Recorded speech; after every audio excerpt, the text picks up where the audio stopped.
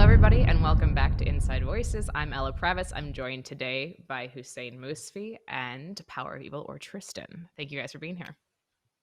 Thank you for having me. Ooh, that was almost perfectly. Yeah, I know. I was trying to time it. I'm not gonna lie. Are you trying to overlap it? I was trying to overlap it. I was looking at Tristan's and I was like trying to account for delay and everything. So it's no secret that this is a little bit of a reunion. You guys were both on the 2017. Well, Hussein was coaching at this time, and Tristan was a player on the roster that made it to almost to 5 games. SKT almost took them down. Historic moment in Misfits history, the farthest we've ever gone to this day. Hussein's still with us. You've moved on to bigger and better things, it seems. Or not really. I don't know if I'm allowed to say that. So let's talk a little bit about your move from EU to NA. What were the biggest culture differences you noticed coming from EU and then switching over? I would say the first one was that like team-wise, people were not as open or as direct than players in EU. I feel like that changed a little bit during the last 2 years. I feel like nowadays, I would say like NA players are pretty direct now too, or like more straightforward. Or maybe it's just the current team I'm on, but definitely in the last 2 years I was in NA, it was more like you would try to sugarcoat a little bit of the feedback, and like you would try to make it like sound a little bit more nice, which has pros and cons obviously. So I don't think it's like only bad. And, like sometimes in the EU I was like, oh okay, like this guy just straight up tells me what I am, So yeah, I think it just depends on who you are as a person, but that's definitely a change.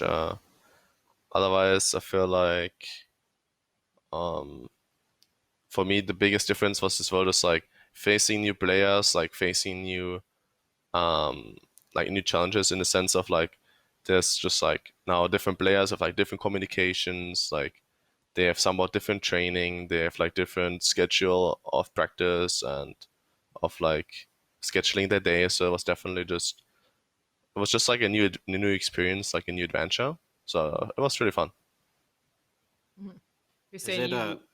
Hold on, like I have a question about that. So like go. when you say that like it's changed over the past 2 years, is it really the past 2 years or is it just this team? Like, did you notice a change in your previous teams? Well, no, so that's what I was saying. So I know that in CLG it wasn't like that, and I think in Optic we got better at during like summer. So I think in Optic it changed a little bit, but I would say in CLG I don't think it really changed as a team. Like the players didn't really change in the regard of like really straightforward feedback.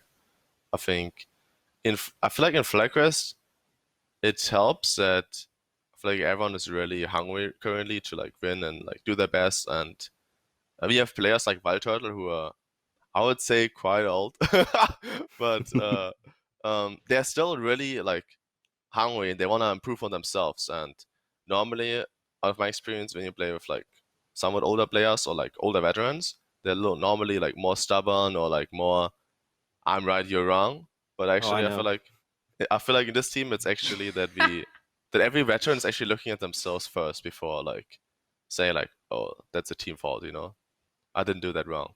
I think that's really helpful. Sense.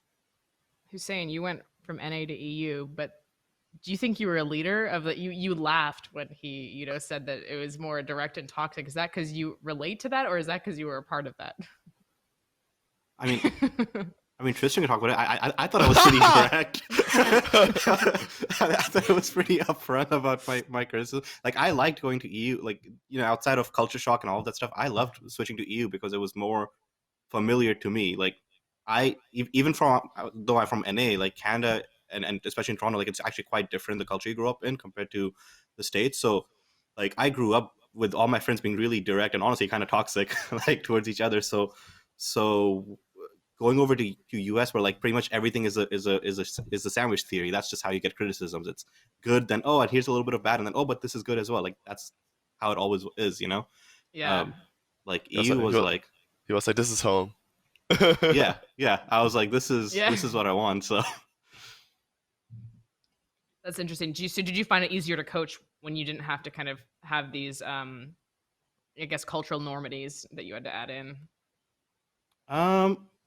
I found it easier to get to the root of the problems. I don't know if I found it easier to coach because also like Misfits was my first team as a head coach. Every team or I worked in challenger teams before that as a head coach, but at the pro level, it was Renegades before that where I was an assistant coach, and that role and that dynamic is very different. Like you don't define the culture and the direction, you enable it. Where in Misfits, it was a lot more about about actually defining the culture, and then also the before Tristan even joined in Challenger, there was just a lot of personal issues between players before I came in, and then those got like very exasperated due to both internal and external circumstances, and then it all exploded in the Korean boot camp, and that's why Tristan came in the first place was like uh, us realizing that like something had to change in the atmosphere. But in that sense, I think like a year and a half later, with all the experience that I had, if I went back in that time, like maybe Tristan wouldn't be on Misfits, maybe we'd solve those issues better. It would look like a completely different timeline. And so in that sense, there were a lot of challenges in the role itself because it was like me essentially being thrust into something that I hadn't done before, and with pretty high stakes. Like we had to make LCS, EU LCS at the time. Like there was no other two ways around it. Um, but the process of it, I enjoyed way more. What do you think was the secret sauce for that roster that made them do so well, especially when all of you guys were, I guess, Hussein, it was your first year coaching too, so you were new to it and stuff. What do you think made that roster special? Tristan, you go first. What made 2017 Misfits special? Well, it's easy. I beat them in relegations, and then I joined them because if you can't beat them, just join series, them. Whatever. But you can't beat them. You're right. I like that strategy. It's like, oh, we lost to the team. Let's just take their best player. Look, it worked out for G2 as well. I know. No, jokes aside, honestly, I think we had just like a really strong roster. I felt like all the players were really strong. It doesn't happen that often, obviously, that like all the players I feel like are really, really good individually and they want to work together. And I think we had that one change during spring to summer where we got Maxo. I think it was a really good addition too, where he brought a lot of, I would say, like just brain as well into the operation and a little more like strategic in-game shot calling wise, because I actually enjoyed playing with Kakao a lot as well. I think we were successful. I think we went to, did we go third place match in Spring Split? Yeah, we ended fourth, but we made fourth match. Yeah. So like it wasn't even an unsuccessful split, but we still made an upgrade to summer, and yeah, I think we made it all the way. I felt like Hussein as a coach was really good. Probably one of the better ones that I had during that time. Like out of my experience. Better ones. Well, I had like 2 free ones before, so like I think you're definitely dissing his glory days. It was definitely on the top. Like honestly, like I feel like as well back then, coaches were like some coaches that I had, they were like fake coaches in EU. I think there were just like maybe like 3 coaches in EU at the time. Like yeah, so like they wouldn't really coach. They would more like how do you call manage, mediate the conversation. Like like okay, you go ahead now, you go ahead. But Hussein was actually coaching, so that was really helpful and a big advantage we had. Hussein, what about you? What do you think? I think so. Like all the roster changes were a really big part. I think we made really smart roster change. And like what people remember is that when we first let Selfie go and we signed Tristan, like there was a lot of flack towards us for that change. And then when we let Kakao go and we signed Maxlor, there was still quite a bit of flack. Like people were generally, I mean, it's been the history of Misfits, and like sometimes they've been right, sometimes they've been wrong, but like roster changes have always been kind of controversial when we've done it, because the one thing that this organization, even to this date, still does is if a coach says that they want something, like they get it. It very much has been a coach over player system, which is more common now, but back then was like extremely rare. I don't even know like another org back then that was like that level of extreme to it.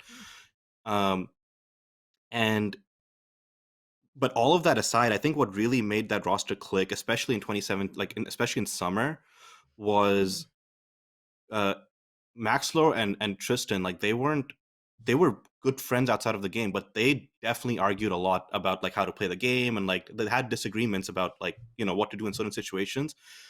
But what would end up happening is they would just understand how the other person thinks and or wants to play, and sometimes by telling the other person, sometimes just doing it, they would just adapt to them. So they ended up having this like really really strong mid jungle synergy Hmm. that honestly I think by the time we got to playoffs we were probably the strongest mid jungle. Maybe what was G2's perks and tricks, like maybe they were Yep. slightly better, but um like we were, that was definitely like a core strength of that roster, is like how strong we played mid jungle. And then it also helped that Hans is a player that he's mechanically insane, but he does need a support that can kind of control the map and let him just focus on team fighting and laning. And Ignar could do that, but Ignar is also individually really, really good. Even to this day, even on FlyQuest, he's playing insane. So like Hans had a support that had like that was like fantastic at engaging, that was really good in lane, that understood how to play the map and how to help the jungler and how to balance all these things. So I think just like our core of mid jungle support was really strong, and then Hans and Barney were like they knew what their roles were and then naturally fit into those roles. So there was just a lot of inherent roster synergy, and it made it very easy to coach the roster as well, because uh, the main focus was just like pushing players like past the discomfort to cover up holes, as opposed to like literally teaching them how to play. Um, and also, like I don't think we ever really slowed down on our improvement. Uh, uh, as that roster, like we might have hit slumps, but like every single time we hit a slump, we always came out way stronger. So I just think it was like a bunch of like really good pieces that were brought together. So you think kind of out of some of those conflict too is what created this energy you were saying between mid and jungle, like their Yeah, ability I to. think you need conflict to get better. Hmm. I don't. It's one of the things that's held NA back as well. Until recently, if what Tristan says is true, like uh, EU as a region has just been very critical of each other. Like EU's been on the other end where they have to learn how to communicate it better. But like for the most part, as long as the other person doesn't take offense, like it's Right. fine. And that culture definitely helped. I think our atmosphere was definitely like heavily towards that. Uh, and it was a tricky balance. Like we didn't hit the balance all the time. Like when we were in our slums and people noticed we were in slums, it's because we were off balance on like how we were handling and giving criticism. But we always kind of found that median again when it mattered. Hmm. And that was, I think that was like a big part of why we were so good. It's just like how people were able to talk to each other, argue with each other, and like find ways to compromise for each other. Hmm. What do you think that your following years were missing from that, Hussein? Uh, 2018 spring, I think we just did as a coaching staff, we did a really bad job of giving the players like a direction that made sense for the strength. For 2018 summer, we kept the same roster and we actually did really well. Um, What was that and roster again? Sorry, that I was forgot. Senkux, Mickey, Hans, Oh Barney, yeah. Nubar. Yeah. Yeah, Uh, Nubar, yeah. Um, and there was like a moment in 2018 summer that was extremely difficult because it seemed like nothing was working. But when we hit playoffs, we found this very specific style that was unique to us, and the style was basically literally every single role did everything they could to get Steven fed, and then he would carry. That was the style. Give him all resources and give him all early game stuff. Steven likes to lane and he likes to dive. Commit everything to that. All our comps around that, and it worked really well. Um, and honestly, like when we were in playoffs, we were destroying everybody. Then when we hit the road event in Madrid against Vitality, Maxwell got really sick, Yeah, I and remember like that. really sick, couldn't like actually legitimately couldn't talk, and he was the main shot caller on our team. So we were considering subbing him out for Obsess, who was our sub at the time. uh but Nubar really wanted to play, and honestly our team doesn't, that roster wouldn't function without him. Kudos Mhm. to him for his role, but his voice was very important. So uh it kind of fell apart from there. But I don't think 2018 seems worse. I don't think it was as bad as it seems, just because the spring looked so bad. Like our summer, we ended fourth, but we were legitimately a top team by the time we came into playoffs. Mhm. 2019, we just don't talk about. Okay, if we won't talk about it, we won't talk about it. I mean, we can We've talk talked about about it it, but enough. we No, can we've talk about it. talked But I about it feel like, enough, to be yeah, honest. Yeah, we've exhausted that topic of conversation on our own channels. Tristan, let's kind of go back to you a little bit. What is it like now being reunited with Ignar after all those years, and you're playing with him again on a team? well, I think it's obviously really fun. Like I feel like I followed the Misfits team, like history after I left, and I followed like Igna's history even in Korea when he was playing. Because Misfits was kind of for me like a family. Like I feel like this team was like we went so far and it was so fun, and I have really great memories. So I obviously just want everyone to do really good and be successful. So yeah, I was just following everyone pretty closely, see how they're doing, and when there was the chance of joining FlyQuest together with Igna, that was definitely like really interesting for me, and that was like a big reason for me to join. Obviously one of many, but that was definitely like a big reason for me to join because I feel like Igna is such a great engaged support, as Hussein already said before, and I had I felt like I feel like I was kind of lacking this during the last 2 years, where I had just like this guy who just like I don't know, shines with confidence and just goes in no matter what. And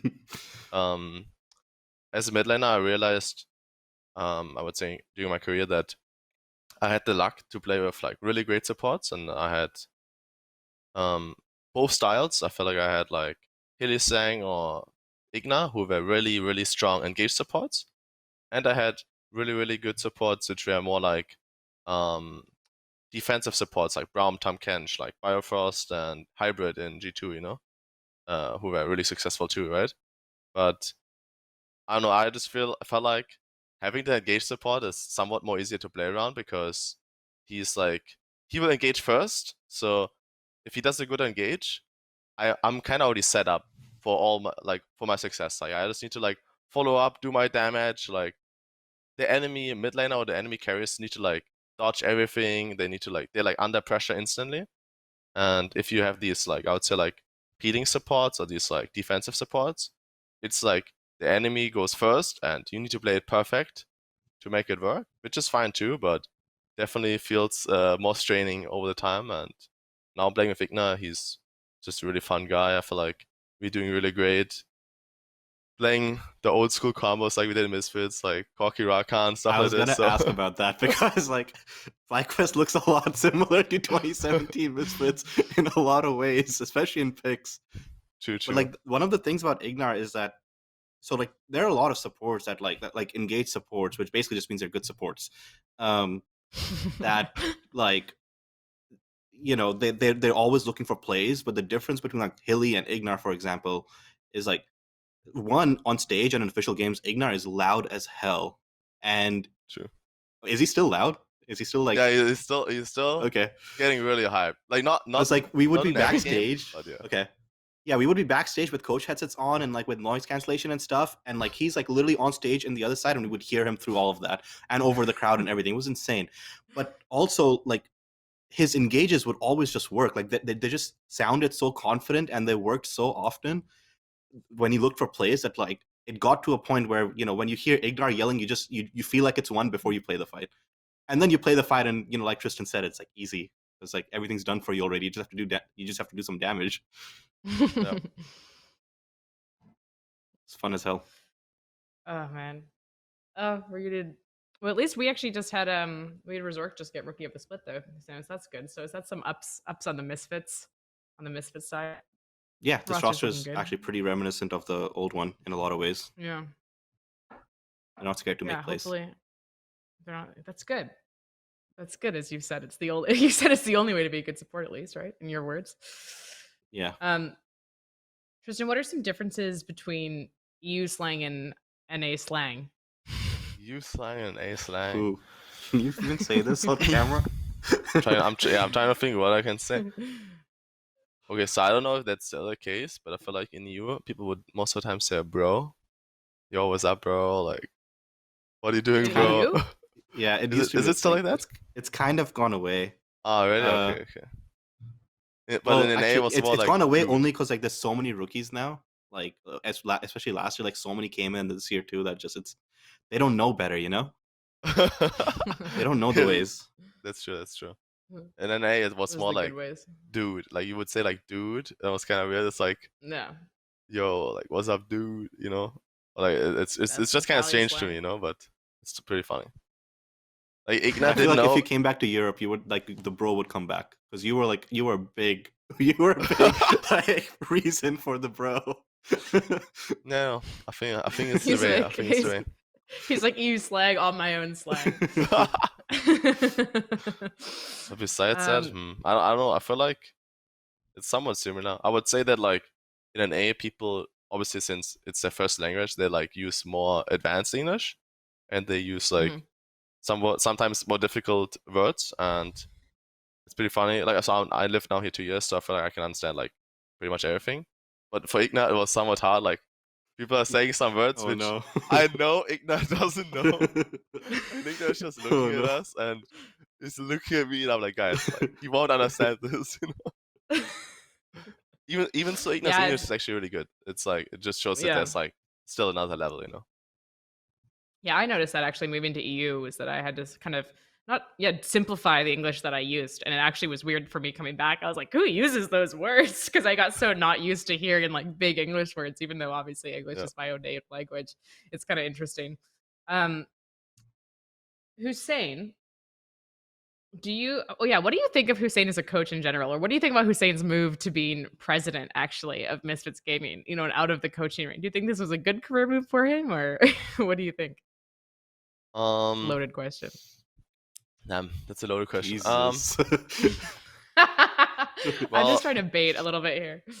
well, I would say that's like obviously like a good move for him. I feel like it's a promotion right in the end, so it's like I feel like I feel like you can't deny Ironic. that being a good move, like getting a promotion. Um, I obviously, agree. I would say it's like I was maybe sad for the 2018 roster because I felt like Hussein was a really good coach. So like I don't think you coached that team, right? So you like they missed out on. 2018, Or I coached. 2019. 2019, I Oh, didn't coach spring. I came in towards the end for like I think it was 2 weeks, and then so summer. you still Yeah, coached even so you were the president, right? yeah. No, I Oh, wasn't. So I became It president was a this year. different title. I Yeah. see, So I see. initially, like after 2018, I was supposed to be in charge of like coaching staffs across all of our different games. Um, and then obviously 2019, like especially spring, was like just not going really well at all. So So you came Ben back did for summer. yeah. So Ben did an emergency substitution for like the end of spring for the I think it was 2 weeks, maybe three, I see. like for a short period. And then I came back for summer. We had like a full new coaching staff. Um, the problem in summer was that we tried this like 10-man roster system thing, and we did it really wrong, and it just didn't work at all. So it kind of hurt it hurt the main players, but it also uh like the issue was like we were trying to figure out how to get results from these massive players that we'd signed, and it just felt like nothing was working. So, and a lot of that was on us. But yeah, Yeah, I like think. I was like more in I was supposed to be more in management in 2018. Then I went back for coaching with the idea that I would come back to management after the year ended. What do you enjoy more? I think that's the real question here. Um, I enjoy the work-life balance more now, and when it comes to like high-level business stuff, like that's actually really fun. Uh, It's true. I don't like more of the day-to-day operation stuff. That's just boring, but it's part of the job. I see. I enjoy if I could have done coaching and had like a better work-life balance. Like NA has a really good work-life balance actually. Even if you're a professional, because like you have your more you start at, I don't know if it's still like that, but like at least when I was in 2015, it was you would start scrimming at 12, I think, and end at 7 or something like that. Yeah, Um, like it changed a little bit now. We actually have scrim now at like I think it's 11, and oh, then okay. 11, and then it goes to like 6, 7, but it's still kind of the same, and I like it a lot Yeah. as well.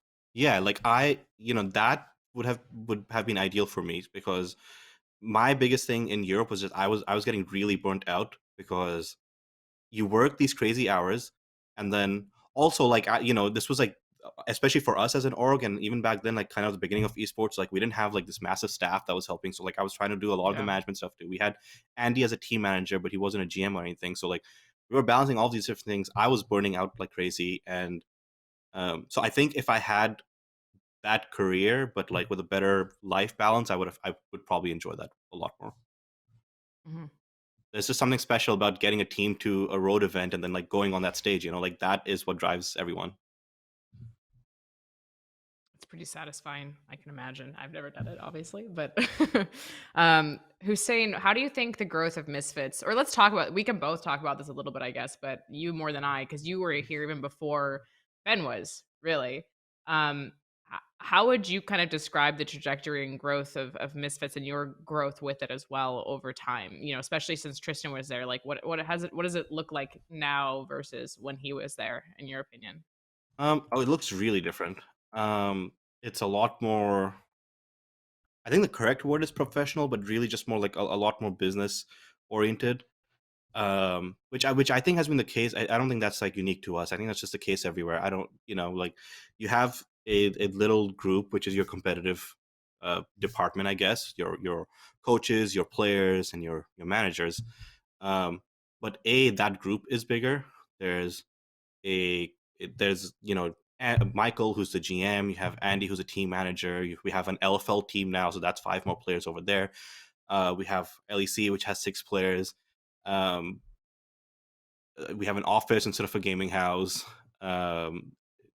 There's just like a lot more structure, but you win some things and you lose some things, and what we've gained from them is like it's very efficient in really every way. Like it's players come in, they know that they're there to work, they know what they need to work on. Your relationship as a player coach is one of a player coach now. It's not necessarily anything past that. I mean, they joke around and stuff. They obviously have camaraderie, but there's a certain level of understanding there. Where before in esports, it was, I mean, you could be a coach and a player, but you were like much closer in setting. Like you have like much more heated arguments. It was a lot more personal, and that's one of the things that has changed in Misfits a lot. The other one is back then it was very very short term thinking because esports was more of an unknown factor. It was okay. We're in Challenger. We need to make LCS, and when we made LCS, I think day one of Tristan coming to Korea, we said that like we were going to play to make Worlds. Like it wasn't like a thing where we have these rookies and therefore we're not going to play for Worlds. We're going to play for development and like have like a year-long plan or a 2-year plan, whatever, right? Like, and you just had to be like that to survive, really. Um, it also helped that we had players of a caliber where like we felt confident that we could make Worlds. Hmm. Um, where now and organizations and us as well will think a lot more about, okay, what does Misfit stand for? Okay, so that plays a part in how you recruit players, and that plays a part in like what kind of stuff do the players need to do outside of the game, what kind of personalities do they need to have before you even build a team. Like you think about so much more stuff now. Um so I would say there's a change in structure that's become much more efficient, but with efficiency comes uh, you lose a bit of that personal touch. Yeah. We combat that by doing a lot of team activities with coaches and players to try to make sure that they have camaraderie. We combat that by doing like movie nights and stuff. Like within their own squad, they still feel. I wouldn't say that like family feeling has been lost, but there's definitely like a undertone of it's a professional business and it's not just playing video games at home anymore. So everyone has to act a certain way.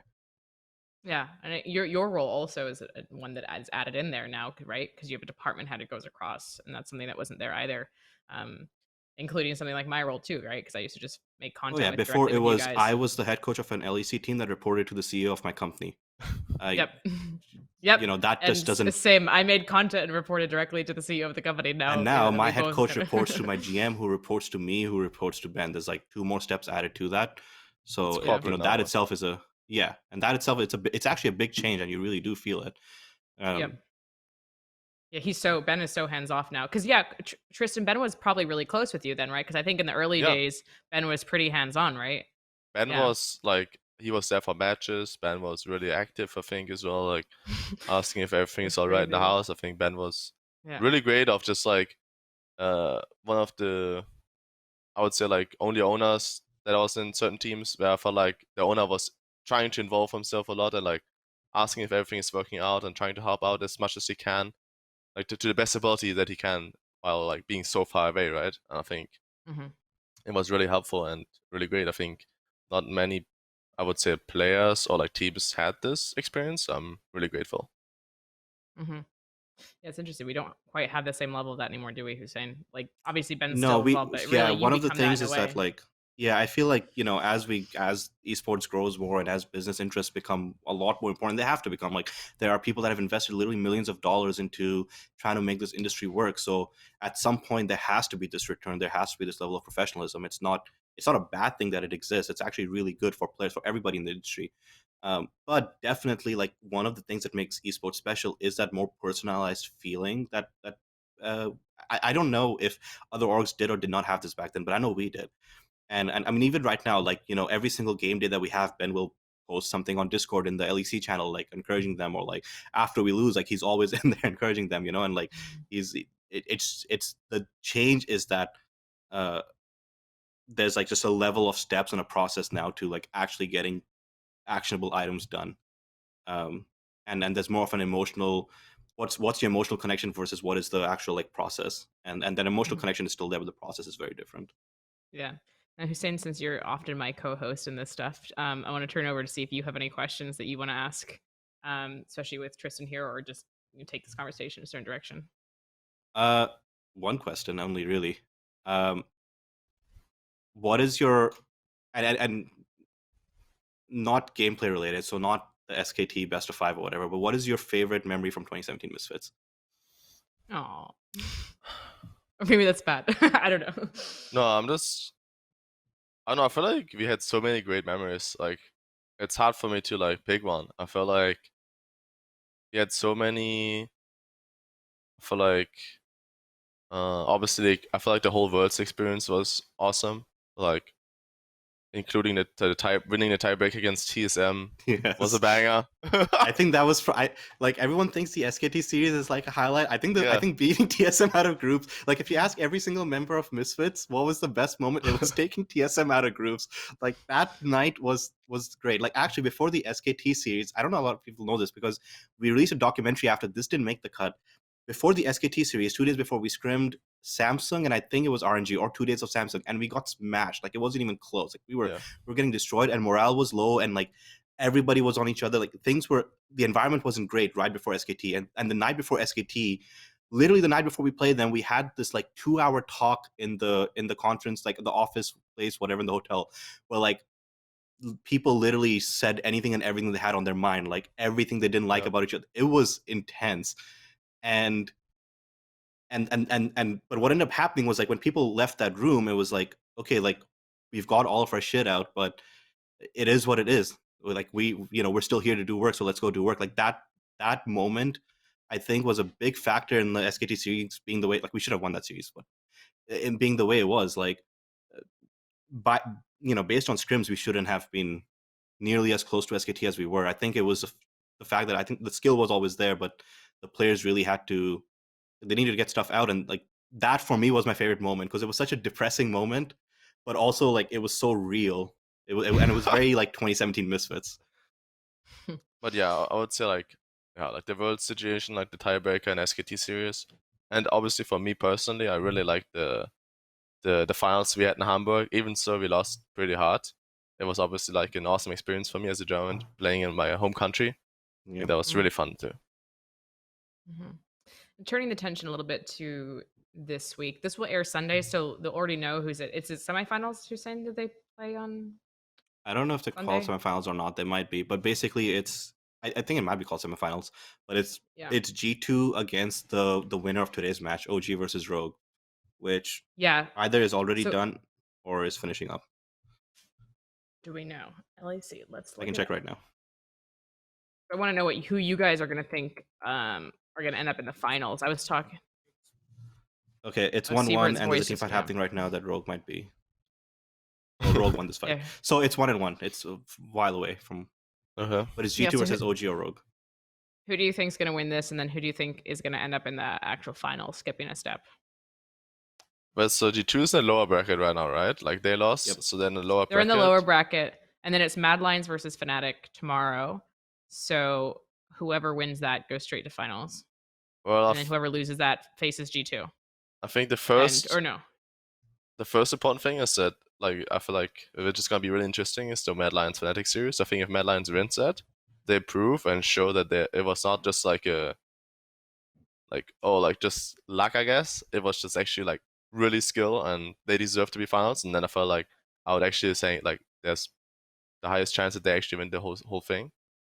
And between Rogue and OG, I would assume it's gonna be really close, like a 5-game series. I'm not too sure who is better. I feel like both teams have like certain strengths which they can play for, and I would say it's a lot about drafting too, like who's getting like the power picks, who's getting the counter picks, and I don't know. I feel like G2 just needs to show now in the lower bracket that they can make it back to the finals because they have the options.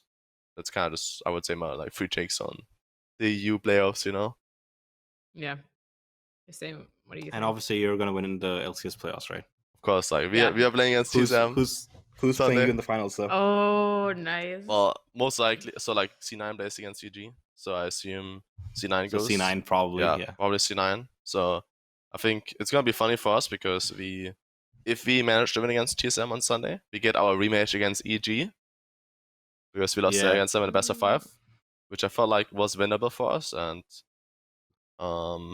somewhat close. So it's gonna be really fun getting that rematch and then just trying to show up as best as you can. You know, like I feel like you should always just take it one best of 5 at a time, and we showed really good success against GGS. If we do that against TSM, we can But move most forward. importantly, because like FlyQuest feels and looks so similar to Misfits 2017, Yeah, I was you're gonna gonna beat say, TSM. You gotta True, beat true. TSM. It's just faded. That's a good narrative. You and Ignar again. Take him down. We need to Do a little parallel. All right, I think that's pretty much it. So we think it's gonna look like probably a G2 Fnatic finals. What you guys are thinking, unless Mad Lions shows up and knocks one of them out. Yeah. Yep, probably the normal Kings Well, I of mean, I'm gonna Europe talk about the narrative. shows. I don't want to. Oh, okay. We can let Hussein talk about that live. And then we're expecting FlyQuest, of course, to be in the finals as well on the LCS side. Are you guys still doing the donating? What is it? The trees. Yeah, we're still doing the trees. Yeah. I think it's doubled now because it's playoffs. It's Oh doubled wow. now. And I think if That's we pretty win the exciting. whole thing, we donate like 10 or 20,000. I can't remember. That's pretty Yes. cool, actually. Yeah, that's good. That's like a whole. You get like a tree hugging picture or something like that. All right. Well, I just want to thank you guys so much for your time and for being here today. It was fun getting to reminisce on kind of history of Misfits and then in way back in 2017. All of Yeah, it was the fun. glory days, as one would say. Yeah. And I'll talk to you guys later. All right. Yeah. Bye, Tristan. Bye. Bye. That sounded so sad. You're like, bye, Tristan. I know. Dude, I could talk about 2017 for like hours.